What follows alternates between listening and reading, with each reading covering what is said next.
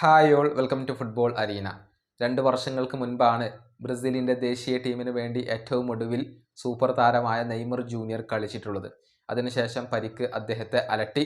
പിന്നീട് ഒരുപാട് തവണ തിരിച്ചുവരവിൻ്റെ വക്കിലെത്താൻ നെയ്മർക്ക് കഴിഞ്ഞിരുന്നു. പക്ഷേ അപ്പോഴെല്ലാം വിധി അദ്ദേഹത്തിന് എതിരായി. ഇത്തവണ നെയ്മർ ഉണ്ടാകുമെന്ന് പലരും ഉറപ്പിച്ചിരുന്നു.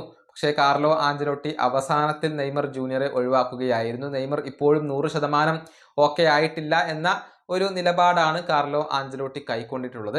ഏതായാലും നെയ്മർ ജൂനിയർ ബ്രസീലിയൻ ദേശീയ ടീമിൻ്റെ വളരെ പ്രധാനപ്പെട്ട ഒരു ഘടകമാണ്. അത് തെളിയിക്കുന്ന ഒരു കണക്ക് ഇപ്പോൾ പുറത്തേക്ക് വന്നിട്ടുണ്ട്. അതായത് ഇത്തവണത്തെ വേൾഡ് കപ്പ് യോഗ്യതാ റൗണ്ടിൽ ബ്രസീലിന് വേണ്ടി ഏറ്റവും കൂടുതൽ ഗോൾ പങ്കാളിത്തങ്ങൾ വഹിച്ച രണ്ടാമത്തെ താരം അത് നെയ്മർ ജൂനിയറാണ്. വളരെ ചുരുക്കം മത്സരങ്ങളിൽ നിന്നാണ് ഈ ഒരു നേട്ടം നെയ്മർ ജൂനിയർ കൈവരിച്ചിട്ടുള്ളത്. ആ കണക്ക് നമുക്കൊന്ന് പരിശോധിക്കാം. ഒന്നാം സ്ഥാനത്ത് റാഫീഞ്ഞയാണ് വരുന്നത്. 12 മത്സരങ്ങളാണ് വേൾഡ് കപ്പ് യോഗ്യതാ റൗണ്ടിൽ അദ്ദേഹം കളിച്ചിട്ടുള്ളത്. അതിൽ നിന്ന് 7 ഗോൾ പങ്കാളിത്തങ്ങൾ അദ്ദേഹം വഹിച്ചിട്ടുണ്ട്. നെയ്മർ ജൂനിയർ കേവലം 4 മത്സരങ്ങളാണ് കളിച്ചിട്ടുള്ളത്. അതിൽ നിന്ന് 5 ഗോൾ പങ്കാളിത്തങ്ങൾ വഹിക്കാൻ നെയ്മർക്ക് കഴിഞ്ഞിട്ടുണ്ട് എന്ന് പറയുമ്പോൾ രണ്ടാം സ്ഥാനത്ത് നെയ്മർ ജൂനിയർ ആണ്. മൂന്നാം സ്ഥാനത്ത് ലൂയിസ് ഹെൻറിക്കെയാണ് വരുന്നത്.